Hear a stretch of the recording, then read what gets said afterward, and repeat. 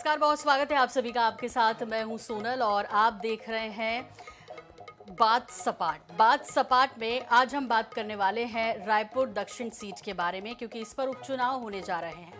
तारीख आ चुकी है, उपचुनाव 13 नवंबर को है। काउंटडाउन शुरू हो चुका है, लेकिन इस बीच उपचुनाव को देखते हुए बीजेपी और कांग्रेस में प्रत्याशी चयन को लेकर मंथन भी तेज है। 2008 में हुए परिसीमन के बाद से अभी तक इस सीट पर बीजेपी का कब्जा है। इस सीट से बीजेपी के वरिष्ठ नेता और रायपुर सांसद बृजमोहन अग्रवाल लगातार 8 बार विधायक रह चुके हैं। प्रदेश की हाई प्रोफाइल सीटों में शामिल रायपुर दक्षिण से भाजपा और कांग्रेस इन प्रत्याशियों को चुनावी मैदान में उतारती है।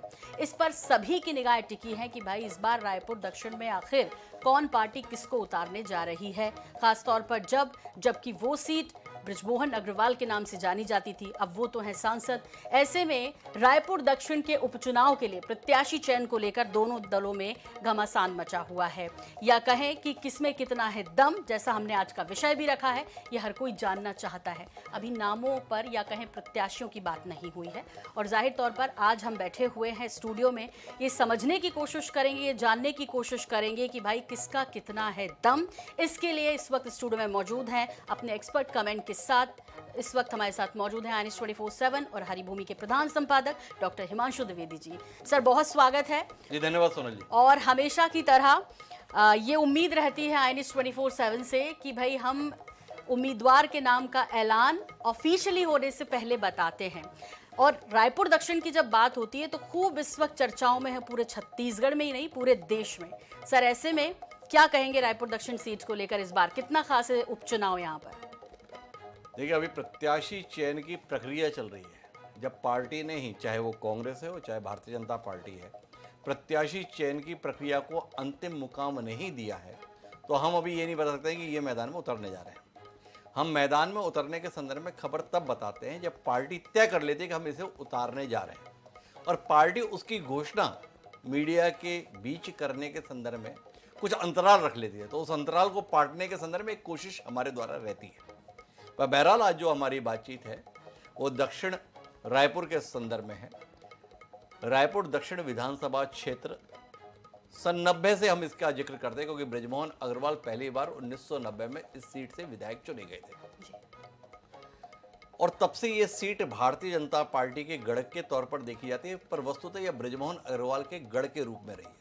परिसीमन के बाद इसका नाम रायपुर दक्षिण हो गया, और रायपुर दक्षिण सीट पर बृजमोहन अग्रवाल 2009 के बाद भी लगातार जीतते रहे। खास बात यह है कि जो अभी हाल ही में विधानसभा चुनाव हुआ था 2023 का, उसमें सबसे बड़े अंतर से प्रदेश में जिस नेता ने जीत दर्ज की थी, उनका नाम बृजमोहन अग्रवाल था। लगातार 8 बार जीतना, और उसमें भी 8वीं बार सबसे बड़ी जीत दर्ज करना अपने आप में बड़ी उपलब्धि है। लेकिन बृजमोहन अग्रवाल को उनकी इच्छा के विपरीत पार्टी ने लोकसभा का चुनाव लड़ा दिया। बृजमोहन अग्रवाल देश की राजनीति में जाने के बहुत इच्छुक नहीं थे। उन्हें लग रहा था कि वो प्रदेश की राजनीति करें। उनके समर्थक, उनको चाहने वाले प्रदेश के भावी मुख्यमंत्री के तौर पर तकरीबन 20-25 साल से उन्हें देख रहे थे। वो भले ही मुख्यमंत्री नहीं बन पाए, पर मंत्री के तौर पर तो वह प्रभावी स्थिति में थे ही। और 5 साल बाद एक बार फिर पार्टी सत्ता में आई थी, तो बृजमोहन अग्रवाल की निजी तौर पर इच्छा, मंशा प्रदेश की राजनीति में बने रहने की और मंत्री के तौर पर ही काम करने की थी। लेकिन पार्टी को लगा कि एक बड़ा नेता है, संभावना है, देश की राजनीति में ले जाया जाए, तो देश की राजनीति के तहत उन्हें सांसद बनाकर ले गए। लेकिन सांसद बनाने के साथ और बड़ी जिम्मेदारी देने की जो उम्मीद लोग करते थे, वो जिम्मेदारी अभी तक पार्टी ने उन्हें दी नहीं है। कहीं ना कहीं लोगों को ऐसा लगता है कि पार्टी की मंशा जनता की मंशा के साथ नहीं है। जिस नेता को जनता चाहती है, पार्टी का शीर्ष नेतृत्व शायद उसे उतना पसंद नहीं कर रहा है, या उसकी सफलता को सराहा नहीं पा रहा है। तो कुल मिला के इस परिस्थिति के चलते एक उपचुनाव छत्तीसगढ़ की धरती पर आया है, क्योंकि बृजमोहन अग्रवाल को उनकी इच्छा के विपरीत लोकसभा का चुनाव लड़ाकर दिल्ली ले जाया गया जी। अब जो रायपुर दक्षिण विधानसभा क्षेत्र है, एक ऐसा विधानसभा क्षेत्र है जहां के संदर्भ में 2-3 चर्चाएं आम रहती हैं। एक चर्चा ये रहती है कि बृजमोहन अग्रवाल भले ही अपनी पार्टी में प्रत्याशी तय ना कर पाते हों, या पार्टी उनकी चाहे हुए लोगों को टिकट देने में संकोच करती हो, पर बृजमोहन अग्रवाल संबंधों के मामले में इतने धनी हैं कि विरोधी पार्टी से कौन प्रत्याशी आए ये वो तय कर लेते हैं। ऐसी किंवदंतियां राजनीतिक हलकों में चर्चा का विषय रहती है। कांग्रेस कुछ तकरीबन 35 साल हो गए हैं इस सीट को जीते हुए, मतलब 35 साल से लगातार हारी कांग्रेस की इच्छा हिस्से में आई है। कांग्रेस को लगता है कि चूंकि अब ब्रजमोहन अग्रवाल मैदान में नहीं है और ब्रजमोहन अग्रवाल के संदर्भ में पार्टी की तथाकथित तौर पर भावनाएं बहुत ठीक नहीं है, तो इस बार कांग्रेस का खाता खुल सकता है। पूर्व मुख्यमंत्री भूपेश बघेल तो चिल्ला चिल्ला कर बोल रहे हैं, शिव डहरिया बोल रहे हैं और भी कांग्रेस के नेता तमाम बोल रहे हैं क्योंकि ब्रजमोहन अग्रवाल के साथ पार्टी का सद्भाव नहीं है, इसलिए इस बार दक्षिण को हम जीत लेंगे। तो दक्षिण में कांग्रेस का दम दिखाने का मन है।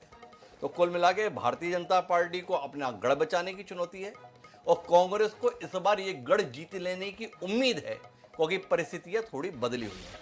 तो इसलिए इस बार कांग्रेस में भी टिकट को लेकर मारामारी है और चूंकि पार्टी लगातार जीतती आ रही है तो भाजपा के छोटे से छोटे नेता से लेकर बड़े से बड़े नेता को ये लगता है कि अपने को टिकट भर मिल जाए, बाकी विधायक बनना तो तय है। तो कुल मिला के ये परिदृश्य इस समय रायपुर दक्षिण का है। दोनों ही सीटों में दावेदारों की कोई कमी नहीं है। जी सोना जी, बिल्कुल आप ठीक कह रहे हैं कि दोनों ही पार्टियों में दावेदारों की कमी नहीं है सर, लेकिन जो बात अभी आपने कही कि भाई यदि कांग्रेस का भी प्रत्याशी तय होना है तो उसमें बहुत हद तक बृजमोहन जी की मर्जी रहती थी। ऐसे में इस बार ये जनचर्चा हुई और हो रही है, कांग्रेस तो ये भी कह रही है। यहाँ मैं आपसे ये समझना चाहती हूँ कि क्या ऐसा भी है कि यदि उनकी पसंद का उम्मीदवार बीजेपी नहीं उतारती है तो हो सकता है कि वो अपना आशीर्वाद कांग्रेस के प्रत्याशी को दे दें? इसमें कितनी सत्यता है सर? देखिए, बृजमोहन अग्रवाल को आप इस चरित्र के साथ नहीं देख सकते हैं। बृजमोहन अग्रवाल राजनीति के धुरंधर रहे, पर बृजमोहन अग्रवाल को आज तक इस आरोप के साथ कभी नहीं देखा गया है कि उन्होंने कांग्रेस की या विरोधी दल की मदद की है। बृजमोहन अग्रवाल को हमेशा यह देखा गया है कि उन्होंने अपनी सेंधमारी से कांग्रेस के नेताओं को भाजपा की मदद के लिए मजबूर कर दिया या मना लिया है। इसीलिए अलग अलग जगहों पर जब चुनाव संचालक तय करने की बात होती है तो बृजमोहन अग्रवाल उस इलाके के नेता की पहली पसंद होती है कि वो अगर आएंगे तो अपनी पार्टी के लोगों से तो काम ले ही लेंगे, दूसरी पार्टी के लोग भी जो है हमारा ही काम कर लेंगे। तो बृजमोहन अग्रवाल की पसंद को पार्टी तवज्जो नहीं देती है तो वो कांग्रेस को आशीर्वाद दे देंगे, कांग्रेस के नेताओं के साथ मिल जाएंगे। तो अतीत उनका इस बात के संदर्भ में साक्षी नहीं है कि बृजमोहन अग्रवाल पार्टी के खिलाफ जा सकते हैं जी। पर ऐसा मौका पहली बार ही आ रहा है। आप बात को समझें, जिसमें बृजमोहन अग्रवाल की पसंद नापसंद का पार्टी ध्यान रखती है या नहीं रखती। अभी तो टिकट घोषित नहीं हुआ ना जी। तो टिकट किसको मिलने जा रही है दक्षिण से, इसके आधार पर हमें इस आकलन पे जाना पड़ेगा कि बृजमोहन अग्रवाल क्या करेंगे। पर बृजमोहन अग्रवाल का अतीत पार्टी के खिलाफ जाने के संदर्भ में गवाही नहीं देता है। उनके घोर विरोधी के तौर पर देखे जाते थे रमेश बैस जी। भाजपा का बड़ा चेहरा थे, पर शहर की सियासत में या रायपुर जिले की सियासत में या रायपुर संसदीय क्षेत्र की सियासत में कभी भी रमेश बैस और बृजमोहन की जुगलबंदी नहीं देखी गई। पर जब भी रमेश बैस का चुनाव होता था लोकसभा का, उनके चुनाव संचालक के तौर पर बृजमोहन अग्रवाल को जी जान से काम करते हुए हमने देखा। तो इसलिए यह मानना कि बृजमोहन की पसंद के विपरीत अगर प्रत्याशी आता है तो बृजमोहन जी काम नहीं करेंगे जी, तो ऐसा अतीत पिछले 35 साल का गवाही नहीं देता जी।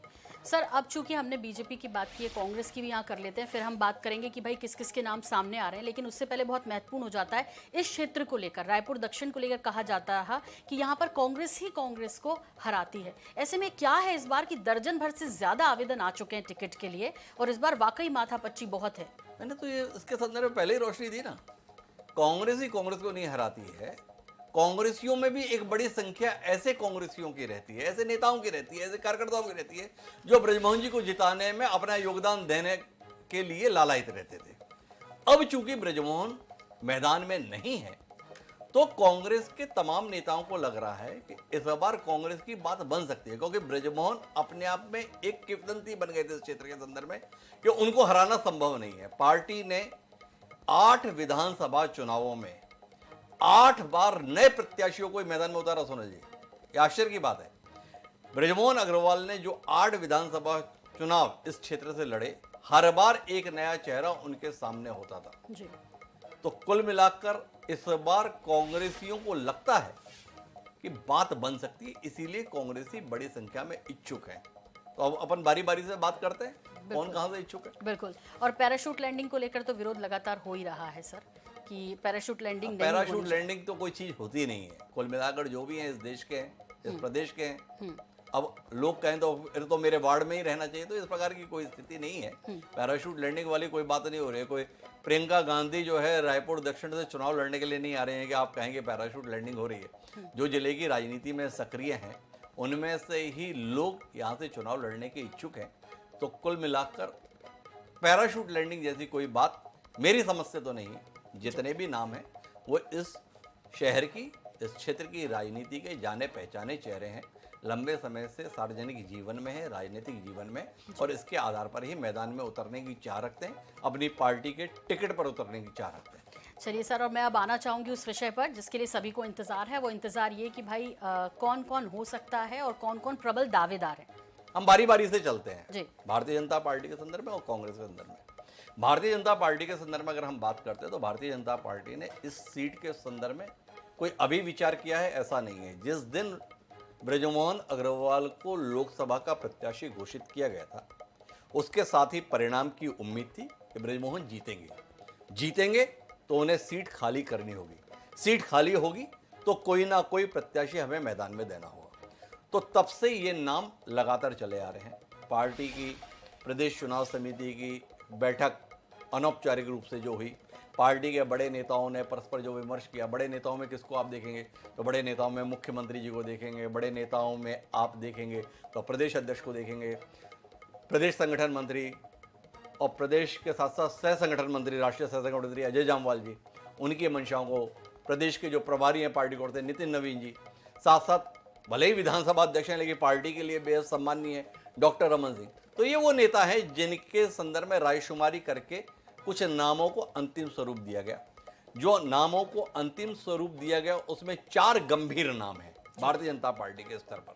वो जो 4 गंभीर नाम हैं अगर उन्हें बारी बारी से हम उल्लेखित करें तो सबसे पहला जो नाम निकल कर आया वो आया सुनील सोनी का। सुनील सोनी भारतीय जनता पार्टी में किसी पहचान के मोहताज नहीं है। तो सुनील सोनी सांसद थे, चूंकि ब्रजमोहन अग्रवाल जी को दिल्ली भेजना था इसलिए सुनील सोनी की लोकसभा की तय समझी जा रही टिकट काट दी गई, और इसलिए काट दी गई क्योंकि ब्रजमोहन अग्रवाल को दिल्ली भेजना है। तो सुनील सोनी को सबसे गंभीर दावेदार के तौर पर हमें देखना चाहिए क्योंकि पार्टी उनकी दावेदारी को गंभीरता से ले रही है। तो पहला नाम सुनील सोनी का। दूसरा नाम की अगर आप बात करते हैं तो वो दूसरा नाम है केदारनाथ गुप्ता का। केदारनाथ गुप्ता भी पार्टी के प्रामाणिक कार्यकर्ता रहे हैं, छत्तीसगढ़ पर्यटन मंडल के उपाध्यक्ष रहे हैं, प्रवक्ता के तौर पर पार्टी का चेहरा लंबे अरसे से हैं, तो उनको रखा गया। तीसरा नाम जो निकल कर आया वो नाम मृत्युंजय दुबे का निकल कर आया। 2 नाम निकाले थे पार्टी ने, एक मीनल चौबे का और एक मृत्युंजय दुबे का। आखिरी तौर पर पार्टी जिस नाम को लेकर गंभीर है वो नाम मृत्युंजय दुबे का है। और इसके बाद में जो आखिरी नाम निकल कर आया वो था संजय श्रीवास्तव का। संजय श्रीवास्तव भी रायपुर की राजनीति में एक जाना पहचाना चेहरा है, एक ऐसा चेहरा है जो चारों सीटों पर ही अपनी उपस्थिति दर्ज करता है, चाहे वो रायपुर दक्षिण हो, रायपुर पश्चिम हो, रायपुर उत्तर में तो बहुत गंभीर नाम के तौर पर संजय श्रीवास्तव को देखते थे। और रायपुर ग्रामीण के संदर्भ में भी उनके नाम पर पार्टी हर बार विचार करती है। लोकसभा के लिए भी उनके नाम पर विचार किया, थोड़ा हम विस्तार से बात करेंगे इनके। तो ये 4 गंभीर नाम थे। इन 4 के अलावा 2 और नाम सुर्खियों में है पर उनको लेकर उतनी संजीदगी नहीं है। उसमें जो एक नाम है वो नंदन जैन का है। नंदन जैन एक बड़ा नाम पिछले कुछ समय में प्रदेश की राजनीति में हुए हैं क्योंकि वो पार्टी के कोषाध्यक्ष की भूमिका में है। तो एक नाम वो है और दूसरा जो नाम है वो नितिन अग्रवाल का है। चूंकि रायपुर दक्षिण को व्यवसायी वर्ग अपनी सीट के तौर पर देखता है तो युवा चेहरे के तौर पर नितिन अग्रवाल ने अपनी दावेदारी प्रस्तुत की। 10,000 से ज़्यादा उन्होंने सदस्य बना लिए। गौरीशंकर अग्रवाल के वो बेटे हैं तो उन्होंने भी अपनी उपस्थिति बदलते हालात के बीच में रायपुर दक्षिण से दिखाने की कोशिश की। पर हम जब बारी बारी से सोनल जी इसमें बात करते हैं तो सुनील सोनी क्यों? तो सुनील सोनी के संदर्भ में जो बात सबसे ज़्यादा अनुकूल गई वो अनुकूल ये गई कि एक ऐसा नाम जो सबको स्वीकार्य हो सकता है। सबको स्वीकार का मतलब ये कि पार्टी को भी स्वीकार हो और जो 35 साल से यहाँ का विधायक रहा जिसका नाम ब्रजमोहन अग्रवाल है उसको भी स्वीकार हो। तो सुनील सोनी एक ऐसे चेहरे के रूप में पार्टी के सामने निकल कर आता है जिसको ब्रजमोहन अग्रवाल के साथ भी देखा जाता है और पार्टी के प्रामाणिक कार्यकर्ता के तौर पर भी देखा जाता है। सुनील सोनी के साथ में कई पद रहे, वो सभापति रहे, नगर निगम में तकरीबन 7-8 साल महापौर रहे, इसके बाद सांसद भी रहे, रायपुर विकास प्राधिकरण के संदर्भ में भी जिम्मेदारी उनके पास रही। पर इतना सब होने के बाद भी ये सुनील सोनी की ताकत के लिए या कमजोरी के लिए, सुनील सोनी को आज भी नेता नहीं देखा जाता। सुनील सोनी को आज भी पार्टी का एक प्रामाणिक कार्यकर्ता ही देखा जाता है। तो एक प्रामाणिक कार्यकर्ता होना उनकी ताकत है। लेकिन अभी जो भाजपा की मंशा को लेकर चर्चाएं रहती है, उसमें सुनील सोनी के लिए अवरोध इस बात का है कि उन्हें ब्रजमोहन अग्रवाल के बड़े करीबी देखा जाता है सोनी जी। तो ये ब्रजमोहन अग्रवाल जी का करीबी होना कहीं उन्हें प्रत्याशी की दौड़ से बाहर ना कर दे, एक अंदेशा लोगों के जहन में है। बाकी सबसे गंभीर नाम, सबसे स्वीकार्य नाम जो निकल कर आया वो सुनील सोनी के संदर्भ में निकल कर आया। तो ये पहला नाम है जी। जी सुनील जी। और अब सर दूसरे नाम पर चर्चा करेंगे या इधर कांग्रेस का रुख करेंगे एक एक करके, क्योंकि कांग्रेस में भी है मजबूती के साथ दावेदार। एक कांग्रेस के संदर्भ में कितनी विचित्र स्थिति है।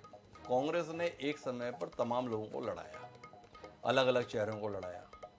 कई चेहरे तो लड़ना ही नहीं चाहते थे, तो दाएं बाएं हो लेते थे जब ब्रजमोहन अग्रवाल के खिलाफ लड़ने के संदर्भ में आते थे।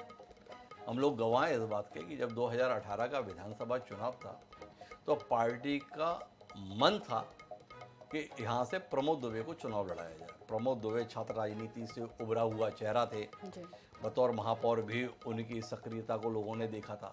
संबंधों के मामले में अगर भारतीय जनता पार्टी में ब्रजमोहन अग्रवाल को एक उदाहरण के तौर पर देखा जाता है तो कांग्रेस पार्टी में वो संबंधों की संपन्नता प्रमोद दुबे के साथ देखी जाती थी कि जो दुख सुख में लोगों के लिए खड़ा होता है, ऐसा व्यक्ति जिसका पार्टी से परे जाके संबंध है, एक ऐसा व्यक्ति जो लोगों की मदद करने के लिए तत्पर रहता है, तो प्रमोद दुबे वो नाम था। तो पार्टी की इच्छा रही कि प्रमोद दुबे रायपुर दक्षिण से चुनाव लड़ें, लेकिन प्रमोद दुबे को लगा ब्रजमोहन अग्रवाल के खिलाफ और चुनाव लड़के क्यों अकाल मौत मरी जाए। तो प्रमोद दुबे ने कोशिश की उस समय पर, जो जानकारी है कि भाई अपने को इस चक्कर में नहीं पड़ना है, इससे बेहतर है कि अपन लोकसभा लड़ लेंगे। वो अपनी रणनीति में सफल भी रहे। लेकिन जब विधानसभा चुनाव हुआ 2018 का तो लोग अचंभित रह गए। अपेक्षाकृत कम पहचान वाला चेहरा कन्हैया अग्रवाल को पार्टी ने प्रत्याशी बनाया था, और वो कन्हैया अग्रवाल जैसा नया चेहरा ब्रजमोहन अग्रवाल के मुकाबले बमुश्किल 15,000 वोटों से चुनाव हारा। सब लोग एक राय होकर इस नतीजे पर पहुंचे कि अगर प्रमोद दुबे ने थोड़ा साहस दिखा दिया होता तो ब्रजमोहन अग्रवाल को पूर्व विधायक बना दिया होता। तो वो प्रमोद दुबे अपनी भूल सुधार की कोशिश में है। पार्टी उन्हें भूल सुधार का मौका देगी कि नहीं देगी ये सवाल है, पर प्रमोद दुबे ने अपनी तरफ से कम नामांकन पत्र तो खरीद लिया है। पर वो नामांकन पत्र दाखिल होगा कांग्रेस उम्मीदवार के रूप में। प्रमोद दुबे के संदर्भ में आप ये उम्मीद नहीं कर सकते हैं कि वो निर्दलीय मैदान में उतर जाएंगे। तो सबसे गंभीर नाम जो कांग्रेस पार्टी की ओर से वजनदारी की दृष्टि से है, अनुभव की दृष्टि से है, तो वो नाम प्रमोद दुबे का है। और प्रमोद दुबे ने नामांकन पत्र खरीद कर ये सार्वजनिक कर दिया है कि वो चुनाव लड़ना चाहते हैं और दमदारी से चुनाव लड़ना चाहते हैं। तो भारतीय जनता पार्टी में सुनील सोनी और कांग्रेस पार्टी में प्रमोद दुबे सबसे गंभीर नाम है आज की तारीख में, जिन्हें आप मैदान में देख सकते हैं। तो कुल मिलाकर ये स्थिति है जी। अब दूसरा नाम सर, बीजेपी से शुरू कर लेते हैं कि बीजेपी में वो दूसरा नाम कौन सा है जो अपनी दावेदारी पेश तो कर रहे हैं लेकिन मजबूत है। ये भारतीय जनता पार्टी के साथ में अभी दिक्कत ये होगी कि भारतीय जनता पार्टी भले ही कहती है कि हम जात पात की राजनीति नहीं करते, पर भारतीय जनता पार्टी प्रत्याशी चयन में सबसे पहले ध्यान इस बात पर देती है कि इस क्षेत्र में जातिगत समीकरण क्या है।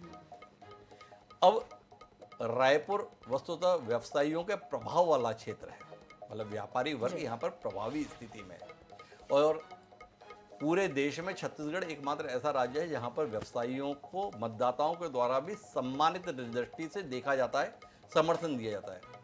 बीच बीच में तो ऐसे मौके भी आए हैं कि वैश्य समुदाय से ताल्लुक़ रखने वाले 1 दर्जन से ज़्यादा विधायक भी विधानसभा में दिखते थे। मतलब कुल आबादी का 1% या 2% जो है व्यवसायी वर्ग का होगा, लेकिन विधानसभा में प्रतिशत जो है वो 10%, 12%, 15% भी व्यवसायी वर्ग का पहुंच जाता है। तो ये छत्तीसगढ़ के मतदाताओं की उदारता के तौर पर हम देख सकते हैं।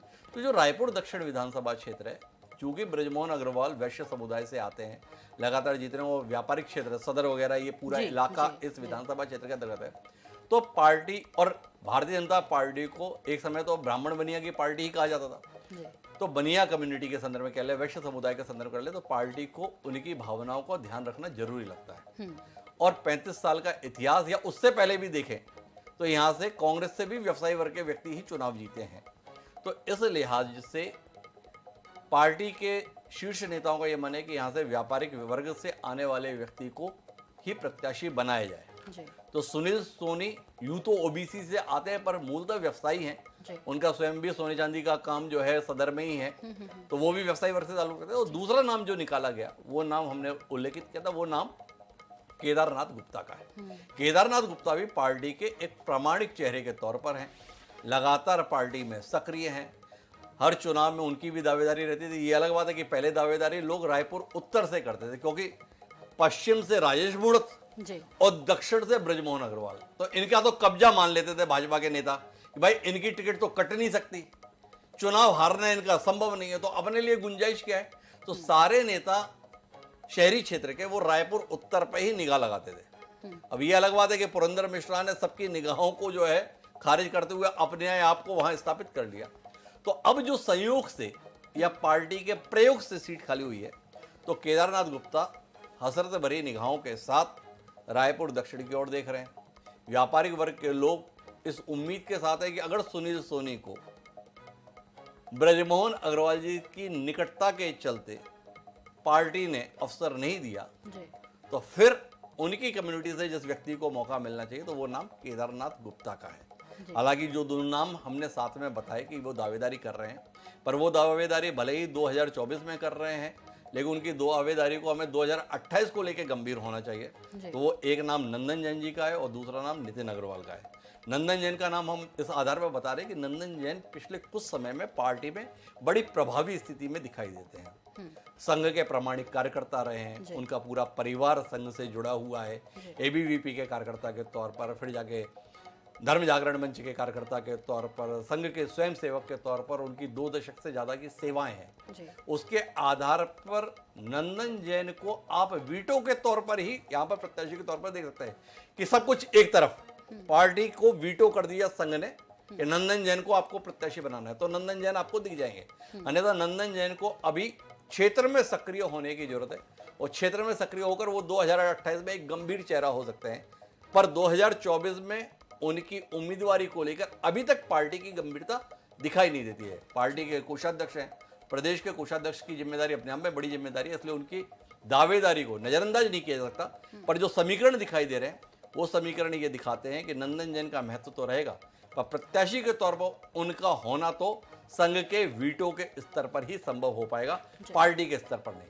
और नितिन अग्रवाल भी उसी अनुरूप हैं, एक युवा चेहरा है, भविष्य के संदर्भ में अपने पिता की विरासत को आगे बढ़ाने की कोशिश में है। अब कसडोल को तो उतनी गंभीरता से ले नहीं सकते जैसे जातिगत समीकरण अभी छत्तीसगढ़ की सियासत पे हो गए हैं, साहू, गैर साहू, कुर्मी, इस प्रकार के समीकरण में। तो शहरी क्षेत्र ही इन नेताओं के लिए गुंजाइश बनती है। नितिन अग्रवाल ने सस्ता अभियान के माध्यम से अपने आप को दिखाने की कोशिश की, 10,000 से ज़्यादा सदस्य बना लिए, जबकि विधायकों को 1,000-2,000 करने में पसीने आ गए। तो कुल मिलाकर उन्हीं वो भी दावेदारी इसीलिए कर रहे हैं ताकि 2028 में कहीं कोई बात बन जाए। कुल मिलाकर स्वरूप ही है जी सर। तो ये भारतीय जनता पार्टी के अंतर्गत मूलतः 2 गंभीर नाम, केदार गुप्ता और सुनील सोनी। जी सुनील जी। सर, संजय श्रीवास्तव का भी आपने जिक्र किया इसमें कि वो भी हो सकते हैं। संजय श्रीवास्तव पे तब जाएंगे जब कांग्रेस में दूसरे नंबर पे बात कर ले। सोनल जी, हमारे को संतुलन रखना चाहिए। हम भारतीय जनता पार्टी के साथ साथ कांग्रेस की भी उतनी ही चिंता करें। ठीक है, सत्ता में भारतीय जनता पार्टी है, पर कांग्रेस ने भी अपनी उम्मीदें दक्षिण में काफी रखी है। ठीक है। जो दूसरा नाम है वो नाम कांग्रेस से गंभीर तौर पर वो ज्ञानेश शर्मा जी का है। ज्ञानेश शर्मा भी भारतीय जनता पार्टी का मुकाबला करने के लिए इस बार बड़े इच्छुक है। ज्ञानेश शर्मा योग आयोग के अध्यक्ष रह चुके हैं। एक जो संबंधों की बात हम करते हैं तो पार्टी के बड़े नेताओं के साथ में ज्ञानेश शर्मा के भी संबंध बहुत रहे हैं। बतौर पार्षद भी 3 बार वो चुनाव जीतकर क्षेत्र में अपनी उपस्थिति दर्ज कराए हुए हैं। दूसरा एक महत्वपूर्ण बात यह है कि जो रायपुर दक्षिण विधानसभा क्षेत्र है इसको व्यापारिक वर्ग का तो माना जाता है, पर जातिगत समीकरण के हिसाब से इसे ब्राह्मणों के प्रभाव के क्षेत्र के रूप में भी देखा जाता है। ब्राह्मण पारा एक शब्द चलता है। हाँ। तो वो बड़ी प्रभावी भूमिका निभाता है रायपुर दक्षिण के तहत। तो इस नाते से ब्राह्मण प्रत्याशी के संदर्भ में कांग्रेस और भाजपा बराबरी से गंभीर है। जब हम अभी भाजपा पे बात करेंगे तो बताएंगे कि भारतीय जनता पार्टी ब्राह्मण में किस चेहरे को लेकर गंभीर है, पर ज्ञानेश शर्मा की जो मौजूदगी है वो इसी कारण से है कि वो ब्राह्मण समुदाय से ताल्लुक़ रखते हैं, नगर निगम की राजनीति में भी अपनी उपस्थिति दर्ज कराए हुए हैं। इसके साथ ही साथ कांग्रेस के बड़े नेताओं के संदर्भ में उनके संबंध हैं और प्रमोद दुबे को इस आधार पर वो खारिज करना चाहते हैं कि जब प्रमोद दुबे को सही समय पर अवसर दिया जा रहा था तो उन्होंने वो अवसर नहीं लिया, मतलब 2018 में। तो अब अगर अवसर आया है तो अवसर मुझे मिलना चाहिए, इस समीकरण के साथ ज्ञानेश शर्मा दावेदारी कर रहे हैं। तो कांग्रेस में ज्ञानेश शर्मा और भारतीय जनता पार्टी में केदारनाथ गुप्ता, ये दूसरे नंबर पर आपको दावेदारों की कतार में दिखाई देते हैं। जी सर, अगला नाम कौन सा है जिसके बारे में आप बताना चाहेंगे कि ये सुर्खियों में है इस वक्त? और ये जो हमने बात कही जातिगत समीकरण की, भाजपा जाति पर खास तौर पर ध्यान देती है और हमने बताया कि रायपुर दक्षिण के संदर्भ में ब्राह्मण वोटर बड़े मायने रखते हैं। तो पार्टी ने दो नाम निकाले थे, एक नाम निकाला था मीनल चौबे का और दूसरा नाम निकाला मृत्युंजय दुबे का। मीनल चौबे महिला है, नगर निगम में नेता प्रतिपक्ष की भूमिका में है, लेकिन जमीनी स्तर पर जिसकी उपस्थिति को ज़्यादा महत्वपूर्ण आंका गया और पार्टी गंभीर हुई, वो नाम मृत्युंजय दुबे का है। मृत्युंजय दुबे के पिता स्वतंत्रता संग्राम सेनानी होते थे, उन्होंने अपने आप को छात्र राजनीति से स्थापित किया, निर्दलीय उन्होंने पार्षद का चुनाव जीतकर अपनी जनता के बीच उपस्थिति बनाई। लंबे समय तक वह निर्दलीय रहकर ही जनता के बीच में सक्रिय रहे। कुछ समय पहले उन्होंने भारतीय जनता पार्टी की सदस्यता ली। अपने जुझारू वृत्ति के लिए उन्हें क्षेत्र में जाना जाता है।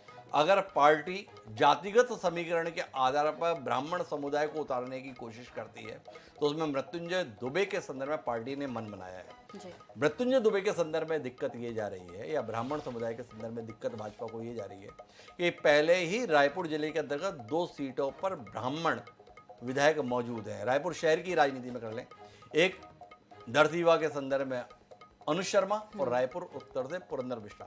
तो ऐसे में व्यापारिक समुदाय को खारिज करते हुए, व्यवसायी वर्ग को खारिज करते हुए ब्राह्मण समुदाय के व्यक्ति को मैदान में उतारना, ये भारतीय जनता पार्टी के लिए अपेक्षाकृत ज़्यादा बड़ी चुनौती है बजाय कांग्रेस के। वो इसलिए क्योंकि वैश्य कम्युनिटी को, वैश्य समुदाय को अमूमन भाजपा के वोट बैंक के तौर पर या कट्टर समर्थक के तौर पर देखा जाता है। तो अपने वोट बैंक को, अपने कट्टर समर्थक को, अपने बुरे दिनों के समर्थक को खारिज करके किसी और को टिकट देना भारतीय जनता पार्टी के लिए थोड़ा मुश्किल जा रहा है। तो कुल मिलाकर ये स्थिति वहां के संदर्भ में भारतीय जनता पार्टी को लेकर है। जी, अब सर कांग्रेस पर आते हैं। ज्ञानेश जी का जिक्र किया और प्रमोद जी का भी जिक्र हुआ। अब वो कौन सा नाम है अगला? वो नाम ये है जिसने प्रतिकूल परिस्थितियों में पार्टी की ओर से चुनाव लड़ता है। ये बात अलग है कि जब परिणाम आए तो लगा कि इससे ज्यादा तो अनुकूल स्थिति नहीं हो सकती थी।